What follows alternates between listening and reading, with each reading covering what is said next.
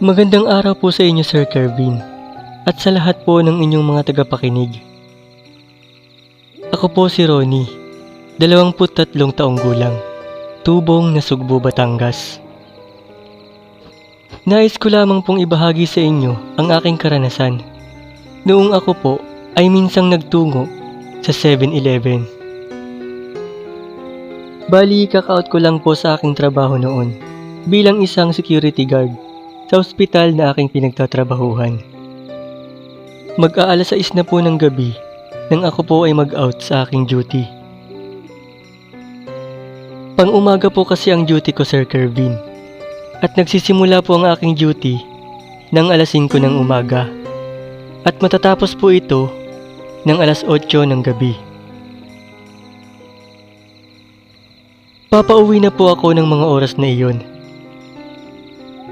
Habang ako po ay naglalakad, ay nakaramdam po ako ng gutom. Kaya naman, naisipan ko po na magtungo sa 7-Eleven. Habang ako po ay patungo sa 7-Eleven, ay nakasalubong ko po ang isang batang pulubi. Sa pagkakataon pong iyon, ay nginitian ko po ito. Pagkatapos, ay ngumiti din ito sa akin. Habang pinagmamasdan ko ang batang pulubi, ay nakaramdam ako ng awa. Sapagkat sa pakiwari ko, Sir Kervin, ay hindi pa po ito kumakain. Kaya naman, niyaya ko ito na sumama sa akin sa 7-Eleven upang mailibre ko na rin ito ng pagkain. Hindi naman po tumanggi ang batang pulubi sa aking alok at kaagad naman itong sumama sa akin. Nang makarating na po kami sa 7-Eleven, ay pumasok kaagad kami sa loob at naupo na sa isang bakanting mesa. Ilang sandali pa nga ang lumipas, ay umorder na ako ng 2 kanin at 2 fried chicken para sa aming dalawa ng batang pulubi. Habang hinihintay ko ang aking in-order, ay napatingin ako sa batang pulubi. Doon ay napansin ko na may dugo ang suot nitong damit. Ngunit dahil sa sobrang gutom, ay hindi ko na ito gaanong pinagtuunan pa ng pansin. Ilang sandali pa nga ang lumipas, ay dumating na nga ang aking mga in-order. Pagkatapos, ay nagsimula na kaming kumain. Habang ako ay kumakain, ay muli akong napatingin sa batang pulubi. At doon, ay napansin ko na parang nakalutang ito sa ere at hindi ito nakaupo sa kanyang kinaupuan. Ngunit dahil sa sobrang gutom, ay hindi ko na lamang iyon pinagtuunan pa ng pansin. Sa halip, ay ipinagpatuloy ko na lamang ang aking pagkain. Matapos kumain ng batang pulubi, ay nagpasalamat naman ito sa akin. Pagkatapos, ay nagpaalam na ito sa akin na uuwi na siya sa kanilang tahanan. Tumugon naman ako at nagsabing mag-iingat siya sa kanyang pag-uwi dahil gabi na. Tumango naman ito. Pagkatapos, ay naglakad na palabas ng 7-Eleven.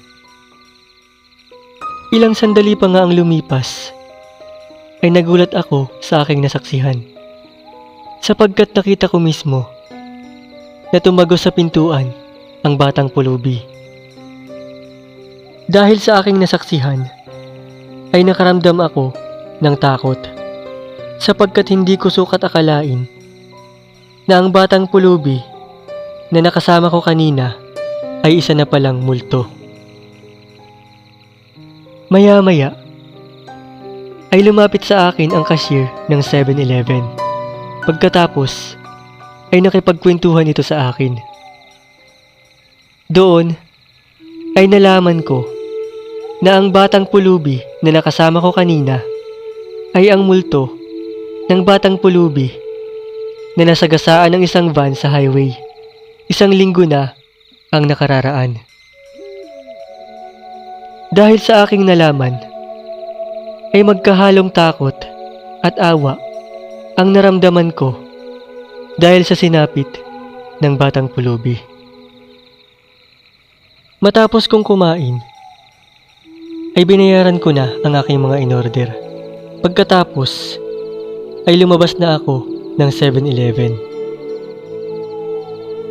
Pagkalabas ko nga ng 7-Eleven, ay nakita ko ang batang pulubi na naroon sa kabilang kalsada.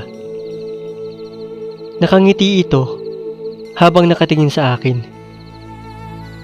Pagkalipas ng 1 minuto, ay bigla na lamang itong naglaho na para bang isang bula. At mula nga noon, Sir Kervin, ay hindi ko na nakita pang muli ang batang pulubi na tumatambay sa gilid ng kalsada. At dahil nga sa pangyayaring iyon, ay pinagpalagay ko na lamang na nasa maayos na itong kalagayan. Hanggang dito na lamang po ang aking kwento. Muli ay maraming salamat at magandang araw po sa inyong lahat.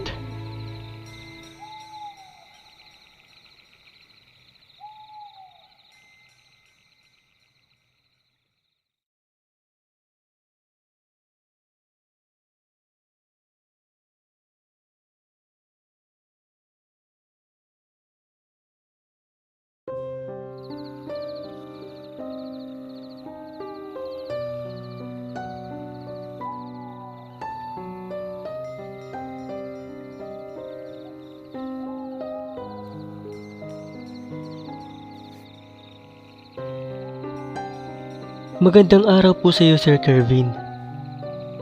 Itago mo na lang po ako sa pangalang Lito. 29 na taong gulang. Tubong, Lipa City, Batangas. Ngayon pong araw na ito ay ibabahagi ko po sa inyo ang aking karanasan noong ako po ay minsang nagtungo sa 7-Eleven. Nangyari po ito noong ako ay 21 taong gulang pa lamang. Bali, kakaut ko lang po noon sa aking pinagtatrabahuhan. Isa po kasi akong security guard sa isang bangko na malapit po sa aming lugar. Mag-aalas 8 na po ng gabi noong ako ay mag-out. Habang ako po ay naglalakad papauwi sa aming bahay, ay nakakita po ako ng 7-Eleven. At dahil nakakaramdam na po ako ng gutom ng mga oras na iyon, ay napagpasyahan ko po na magtungo muna sa 7-Eleven upang ako ay kumain. Habang ako po ay patungo sa 7-Eleven, ay may nakasalubong po akong isang matandang lalaki sa daan. Nang lingunin ko ang matandang lalaki, ay napansin ko na masama ang tingin nito sa akin. Yung tingin bang parang kakainin ka ng buhay. Nang marating ko na ang 7-Eleven, ay kagad akong pumasok sa loob. Pagkatapos, ay naghanap na ako ng bakanting mesa at doon ay naupo. Ilang sandali pa ang lumipas, ay umorder na ako ng aking kakainin. At habang hinihintay ko ang pagdating ng aking inorder, ay muli akong napatingin sa labas. Doon, ay nakita kong naroon ang matandang lalaki na nakasalubong ko kanina. At masama pa rin ang tingin nito sa akin. Ilang sandali pa nga ang lumipas, ay dumating na ang inorder ko. Kaya naman, kumain na ako ng mga oras na iyon. Ngunit habang ako ay kumakain, ay hindi pa rin mawala sa isip ko ang masamang titig sa akin ng matandang lalaki kanina. Hanggang sa matapos akong kumain, ay iyon at iyon pa rin ang nasa isip ko. Nang matapos na akong kumain, ay binayaran ko na ang aking kinain. Pagkatapos, ay lumabas na ako ng 7-Eleven at nagpa siya ng umuwi sa aming bahay. Habang ako ay papauwi na sa aming bahay, ay bigla na lang akong nagulat at natigilan sa aking paglalakad sapagkat may isang napakalaking itim na aso ang humarang sa aking daraanan. Mapupula ang mga mata nito, matatalas ang mga kuko at matutulis ang mga pangil. At wala itong tigil sa paglalaway. Bukod pa riyan, ay wala rin itong tigil sa pag-angil. Sa pagkakataong iyon, ay mabilis kong napagtanto na ang nilalang na kaharap ko ngayon ay hindi normal na aso.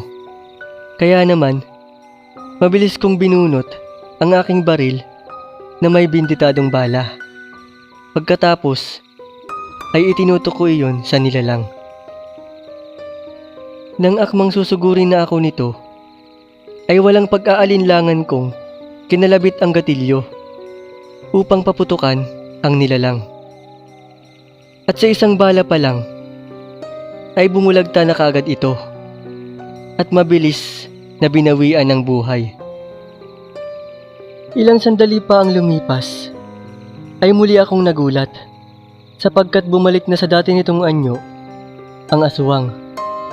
At doon ko nalaman na ang aswang na nakaharap ko kanina ay ang matandang lalaki na nakasalubong ko kanina sa daan. Kinabukasan ay nabalitaan ko na lang na may naganap na pagpaslang kagabi at doon iyon sa lugar kung saan ko nakaengkwentro ang matandang lalaki na siya ring aswang at walang nakakaalam kung sino ang pumaslang sa matandang lalaki sapagkat walang katao-tao sa lugar na iyon kagabi. Kaya naman, wala silang maituro na suspect. At mula nga ng araw na iyon, Sir Kervin, ay napag-alaman ko na ang matandang lalaki na napaslang ko kagabi ay ang bantog na aswang na kilala sa aming lugar. At mula rin ng araw na iyon, ay naging payapa na ang aming lugar. At wala ng aswang na nagmamatsyag at umaharang sa tuwing patungo ako sa 7-Eleven at sa tuwing pauwi ako sa aming bahay. At sa bawat pagpunta ko sa 7-Eleven ay marami akong nakakausap na mga customer. At doon ay aking napag-alaman na ang binibiktima pala ng matandang lalaking iyon ay ang mga customer na galing sa 7-Eleven. At nang sabihin ko sa mga customer na ako ang nakapaslang sa matandang aswang, ay naniwala at natuwa naman ang mga ito sapagkat payapa na silang makakapunta sa 7-Eleven. At dahil nga sa pangyayaring iyon, Sir Kervin, ay naging bayani ang turing sa akin ng mga taga roon sa aming lugar sapagkat nakarating na rin doon ang ginawa kong pagpaslang sa matandang lalaki na siya ring aswang. Hanggang dito na lamang po ang aking kwento. Muli ay maraming salamat at magandang araw sa inyong lahat.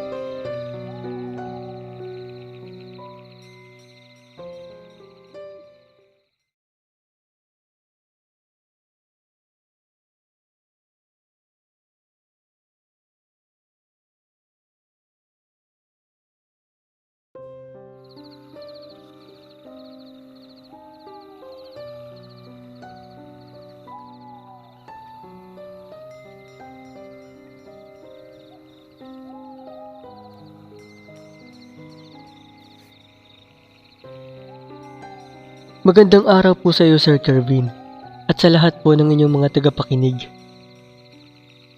Ako po si Elmer, 25 taong gulang, tubong Santo Tomas, Batangas. Isa po akong elementary teacher sa aming lugar. Ngayon pong araw na ito, ay ibabahagi ko po sa inyo ang aking karanasan. Noong ako po ay minsang nagtungo sa 7-Eleven na malapit sa paaralang aking pinapasukan. Bale, ganito po yun, Sir Kervin. 4:30 na ng hapon ng mga oras na iyon. At uwian na ng mga estudyante. At dahil uwian na ng mga estudyante, ay naisipan ko po na magtungo sa 7-Eleven. Habang ako ay naglalakad sa daan, ay naalala ko ang sinabi sa akin ng mga kapwa ko guro na mayroon daw nagmumulto sa 7-Eleven tuwing hapon at nagaganap daw iyon sa mismong CR ng 7-Eleven. Nang makarating na ako sa 7-Eleven, ay nakita kong maraming customer. Ngunit may bakanting table pa naman. Kaya nagmadali na akong pumasok at umorder ng aking kakainin. Habang hinihintay ko ang aking inorder, ay nakaramdam ako ng pagtawag ng kalikasan. Kung kaya't, nagmadali akong magtungo sa CR upang umihi. Pagpasok ko sa CR, ay biglang nagpatay sindi ang ilaw. Hanggang sa tuluyan na nga itong namatay. At habang ako ay umiihi, ay nakita ko ang isang lalaki sa aking kanang gilid na masama ang tingin sa akin. Maya-maya ay bigla na lang akong nagulat sapagkat bigla na lang naglaho na parang bula ang lalaki. Pagkatapos ay nagkailaw na sa loob ng CR. Dahil sa sobrang takot, ay mabilis kong tinapos ang aking pagbabanyo. Pagkatapos, ay mabilis akong lumabas ng CR at nagtungo sa aking table. Sakto namang dumating ang aking inorder, kaya naman nakakain na ako kaagad. Habang ako ay kumakain, ay nasa isip ko pa rin yung nangyari sa CR kanina. Hanggang sa ako ay matapos kumain, ay iyon pa rin ang nasa isip ko. Matapos kong ang kumain, ay binayaran ko na ang aking kinain. Pagkatapos, ay lumabas na ako ng 7-Eleven. Mula nga ng araw na iyon, Sir Kervin, ay hindi ko na makalimutan ang nakakakilabot na karanasang iyon. At dahil nga sa pangyayaring iyon, Sir Kervin, ay lalong tumibay ang paniniwala ko na totoo ang mga multo at kababalaghan. Hanggang dito na lamang po ang aking kwento. Muli ay maraming salamat at magandang araw sa inyong lahat.